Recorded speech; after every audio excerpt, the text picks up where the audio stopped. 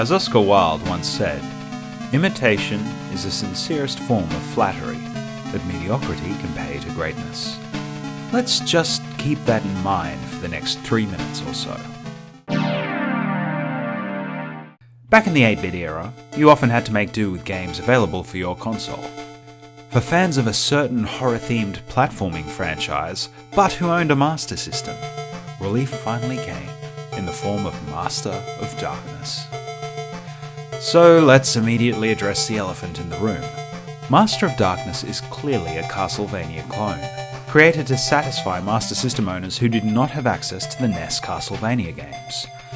Master of Darkness wears its influence on its sleeve, with the box art setting the tone for how closely the rest of the game would echo Konami's classic. You play as a vampire-hunting psychologist, amusingly named Dr. Social, as he attempts to hunt down Dracula and his followers, including Jack the Ripper. So far, so Castlevania. This continues into the game. The trappings of the game are immediately reminiscent of Castlevania. Stairs, bats, a dark colour palette. You'll even find power-ups hidden in the walls. On the surface, everything seems to be about as close to Castlevania as you can possibly get without inviting a lawsuit. There are some differences that become apparent once you start playing. One of them is the controls. They're a bit looser than Castlevania's, in both a good and a bad way.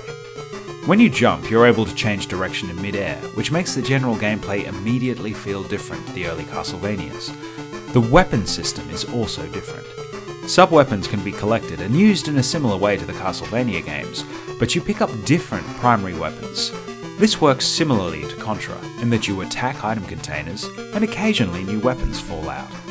The big difference is that in Contra, you do this from a distance using a gun. This gives you the chance to avoid weapons that you don't want. In Master of Darkness, you start with a wimpy little dagger, and the vast majority of your weapons are extremely close range. This means that more often than not, you'll pick up the weapon almost as soon as you hit the item container. This often means that you'll find yourself losing the weapon you actually wanted in favour of something far less effective. To add insult to injury, you can even find your starting knife in some of these containers. There's nothing worse than losing a passable weapon like the sword, then having to deal with the awful starting dagger all over again. The game actually looks great for an 8-bit title, with a rich colour palette and some really good detail in the sprites. This is another area where the game has a big advantage over the original Castlevania games, as the strengths of the Master System really come out to play. The huge character sprites do come with a massive drawback though. It becomes almost impossible to actually avoid enemy attacks. Mixed with the awkward attack animations of Dr. Social, it often becomes preferable just to soak up the hits and power through to the end of each stage, rather than get bogged down in trying to actually engage with the enemies on the screen.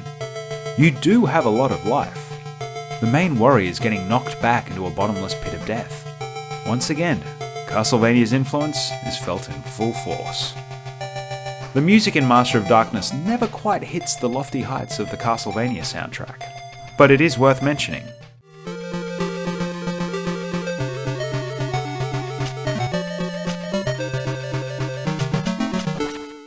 Not too bad, especially for an 8-bit title. Is the game as good as Castlevania? Well, no. But that doesn't necessarily mean that it's a bad game. To be fair, Castlevania was an extremely high bar to reach at the time, especially when you're making a new version for a fairly limited audience. This game certainly has its problems, but it's still an entertaining experience. Please note, everything I've said so far pertains to the Master System version. Master of Darkness was also ported to the Game Gear, but unfortunately I can't recommend this version. Due to the smaller screen size, the issues with screen space and control are magnified. You can barely see ahead to what dangers are lurking immediately in front of you, let alone dodge or attack them in time. It makes for an incredibly dissatisfying experience. It's really disappointing, since if it had been optimised just a little bit better, it would have blown the handheld Castlevania offshoots out of the water. What a shame. So if you get the chance, pick up a copy of the Master System version. If you've played through the original Castlevania games already, and want to scratch that Gothic platforming itch. Master of Darkness may just do the trick.